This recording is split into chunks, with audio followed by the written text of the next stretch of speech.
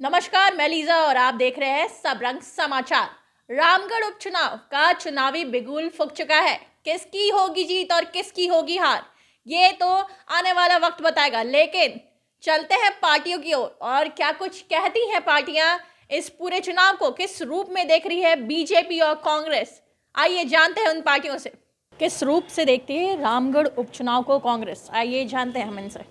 रामगढ़ उपचुनाव की घोषणा हो चुकी है, चुनावी बिगुल भी फूंक चुका है, क्या कुछ कहेंगे? देखिए, रामगढ़ हमारा सीट था। रामगढ़ से हमारी विधायक जीती थी और इस बार भी जनता के समर्थन और आशीर्वाद से रामगढ़ में कांग्रेस की प्रत्याशी जो भी होंगे वो विजय हासिल करेंगे।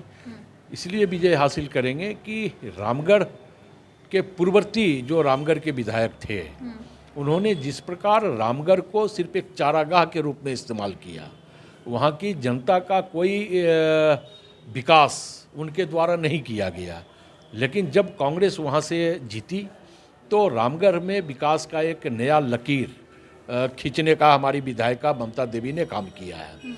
तो स्वाभाविक तौर पे इससे रामगढ़ की जनता कांग्रेस के पक्ष में है और उनको उनके आशीर्वाद, जो रामगढ़ की जनता ने ममता देवी को आशीर्वाद दिया था, वो बिना उपचुनाव में कांग्रेस के जो भी प्रत्याशी होंगे उनको आशीर्वाद देने का काम करेगी।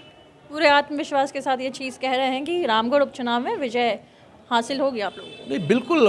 देखिए, हम लोग इसलिए है कि हम लोगों ने जनता से जो वादे किए हैं उन वादों को हम लोग पूरा कर रहे हैं।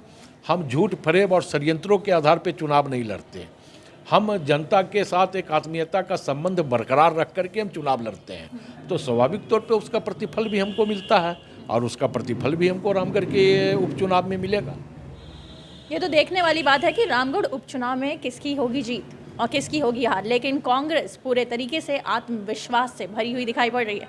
अब चलते हैं बीजेपी की ओर और जानते हैं कि रामगढ़ उपचुनाव को किस रूप में देखती है बीजेपी। रामगढ़ उपचुनाव है, चुनावी बिगुल फूंक चुका है, किस रूप में इस चुनाव को देख रहे हैं? देखिए, भारतीय जनता पार्टी के कार्यकर्ता शीर्ष नेताओं के आदेश का इंतजार करते हैं। बाकी तैयारियां जो हैं जमीनी स्तर पर हमेशा चलती रहती है। चूँकि हम संगठन के लोग 12 मास और 24 घंटे जनता की सेवा में जुटे होते हैं, इसलिए जहाँ तक प्रश्न है तैयारियों के, तो तैयारियां हमारी ओर से पूरी हैं।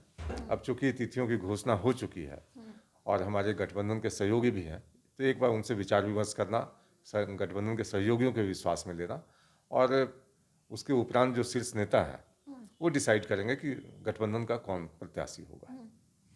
उधर कांग्रेस का कहना है कि जीत तो हमारी सुनिश्चित हो चुकी है।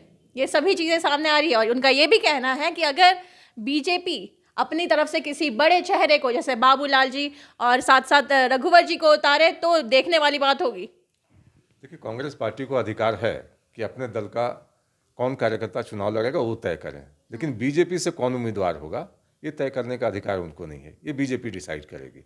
और जहाँ तक प्रश्न है कि आत्मविश्वास से अगर बहुत लवरेज है तो कांग्रेस पार्टी को जो टूट हो रही है उसको रोकने की कोशिश करनी चाहिए।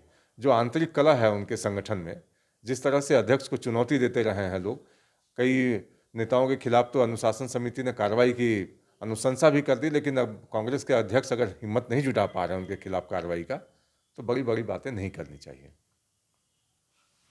जोरदार टक्कर दिखाई पड़ रही है। एक तरफ कांग्रेस पूरे तरीके से कह रही है कि जो रामगढ़ उपचुनाव सीट तो हमारी है, दूसरी तरफ वहीं बीजेपी का कहना है कि जो आपसी कलह है कांग्रेस पार्टी के अंदर उसे ठीक किया जाए।